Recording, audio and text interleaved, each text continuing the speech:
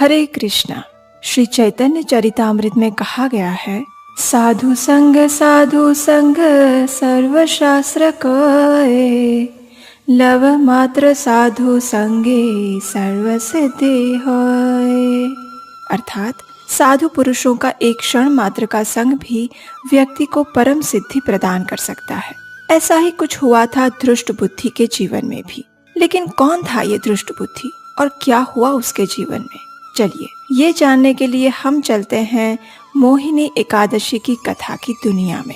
एक समय की बात है जब महाराज युधिष्ठिर और भगवान श्री कृष्ण के बीच में एक महत्वपूर्ण संवाद हो रहा था और उसका विषय था एकादशी। युधिष्ठिर महाराज ने भगवान से पूछा, हे जनार्दन, वैशाख मास के शुक्ल पक्ष में कौन सी एकादशी आती है और इसके पालन से क्या फल प्राप्त होता है? कृपया विस्तार से बताएं। युधिष्ठिर महाराज के प्रश्न का उत्तर देते हुए भगवान श्री कृष्ण ने कहा, हे धर्मपुत्र, आज से अनेक वर्षों पूर्व इस एकादशी के विषय में जो कथा वशिष्ठ मुनि ने प्रभु रामचंद्र को सुनाई थी, उसी का वर्णन मैं करता हूँ। ध्यान पूर्वक सुनो। ये कहकर भगवान ने कथा कहना प्रारंभ किया। एक समय भगवान श्री रामचंद्र ने अपने गुरु वशिष्ठ मुनि से बड़े ही विनम्रता से पूछा, हे ऋषिवर, कृपया आप मुझे कोई ऐसा व्रत बताएं जिसके प्रभाव से समस्त पापों और दुखों से मुक्ति प्राप्त हो सके। श्री राम को संबोधित करते हुए वशिष्ठ मुनि ने कहा, हे प्रिय राम, आपका स्वयं का पवित्र नाम समस्त प्राणियों के दुखों का नाश करता है, लेकिन फिर भी आपने जन कल्याण के लिए ये प्रश्न पूछा है जो कि प्रशंसनीय है। वैशाख मास के शुक्ल पक्ष में आने वाली एकादशी का नाम मोहिनी एकादशी है। इसका पालन करने से व्यक्ति संसार के सभी दुखों और पापों से मुक्त हो जाता है। प्राचीन काल में सरस्वती नदी के किनारे पर भद्रावती नामक एक राज्य था, जहाँ राजा द्युतिमान राज्य करते थे। राजा अत्यंत सहिष्णु और सत्यवादी थे। उनके राज्य में धनपाल नाम के एक पुण्यवान वैष्णव भी रहते थे।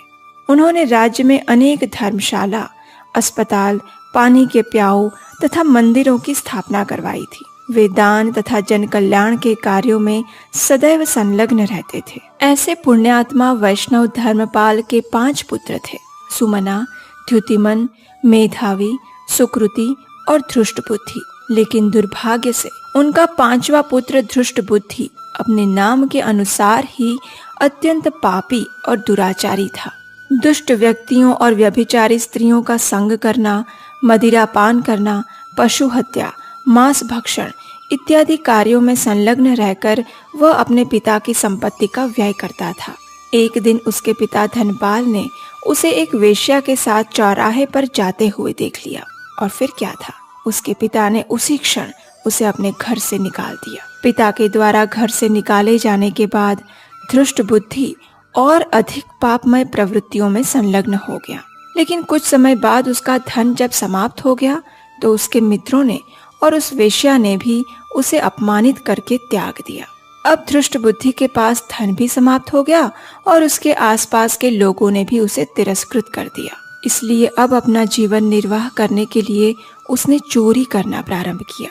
चोरी करते हुए कई बार राजा के सिपाहियों ने उसे पकड़ा भी था, लेकिन उसके धर्मात्मा पिता की कीर्ति के कारण उसे छोड़ दिया जाता। लेकिन आखिर एक बार उसने एक बड़ी चोरी की और जब उसे पकड़कर राजा के समक्ष लाया गया तो राजा ने उसे अपने राज्य से निकल जाने का दंड दिया। अब धृष्ट बुद्धि जंगल में भटकने लगा। वहाँ वह निर्दोष पशुओं को मारकर अपना जीवन व्यतीत करने लगा, लेकिन उसका जीवन अत्यंत दुखमय था। वह सदैव दुखी और चिंतित रहने लगा था। आखिर एक दिन उसके पूर्व जन्म के पुण्य के कारण उसके जीवन में एक नया सवेरा हुआ। संयोगवश वह उसी वन में रहने वाले कौंडिन्य मुनि के आश्रम में पहुंच गया। कौंडिन्य मुनि वैशाख मास में गंगा स्नान करके अभी लौट ही रहे थे। दुखों से व्याकुल धृष्ट बुद्धि ने अचानक ही ऋषि कौंडिन्य मुनि के वस्त्र से टपकते हुए जल का स्पर्श किया। इस जल का स्पर्श होते ही उसके पूर्व जन्म के पुण्य कर्म का उदय हो गया। उसकी बुद्धि में सात्विकता का प्रवेश हुआ और उसने कौंडिन्य मुनि से हाथ जोड़कर विनम्रता से पूछा, हे ऋषिवर, मैं अत्यंत पापी हूँ। अपने जघन्य पाप कर्मों के कारण मैं दुखों के सागर में डूब चुका हूँ। कृपया आप मुझे कोई ऐसा मार्ग बताएं जिससे मैं इस असह्य पीड़ा से मुक्ति प्राप्त कर सकूं। धृष्ट बुद्धि की आर्द्र वाणी को सुनकर कौंडिन्य मुनि ने कहा, सुनो, अब मैं तुम्हें एक ऐसे व्रत के विषय में बताता हूँ जो कि मेरु पर्वत से भी अधिक प्रचंड पापों को नष्ट करने वाला है। और ये व्रत है वैशाख मास के शुक्ल पक्ष में आने वाली मोहिनी एकादशी। यदि तुम इस व्रत का श्रद्धा और नियम पूर्वक पालन करोगे तो अवश्य ही सभी पाप कर्मों से मुक्त हो जाओगे। ऋषि की सुखद वाणी सुनकर धृष्ट बुद्धि ने मोहिनी एकादशी व्रत का कठोरता से पालन किया। परिणाम स्वरूप उसके सारे पाप नष्ट हो गए और जीवन के अंत में उसने दिव्य शरीर धारण करके आध्यात्मिक लोक में प्रवेश किया। इस कथा का समापन करते हुए भगवान श्री कृष्ण ने कहा, हे राजन, मोहिनी एकादशी की कथा और महात्म्य का श्रवण करने से भी 1000 गाय देने का पुण्यफल प्राप्त होता है। इतना ही नहीं, इस व्रत का पालन करने से व्यक्ति भौतिक मोह और अज्ञान रूपी आसक्ति से भी मुक्त हो सकता है। चलिए अब देखते हैं कि इस व्रत का पालन कैसे करें।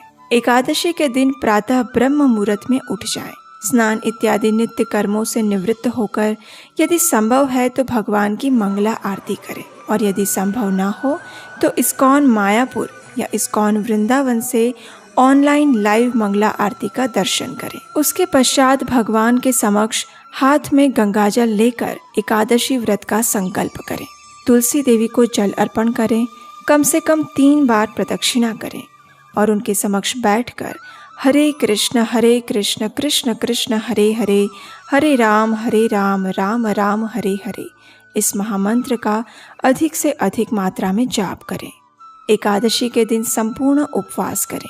यदि संभव न हो तो जल, दूध, फलों का रस, एकादशी प्रसाद इत्यादि के साथ उपवास कर सकते हैं, लेकिन किसी भी स्थिति में गेहूं, चावल, दाल इत्यादि अन्न का सेवन कदापि ना करें।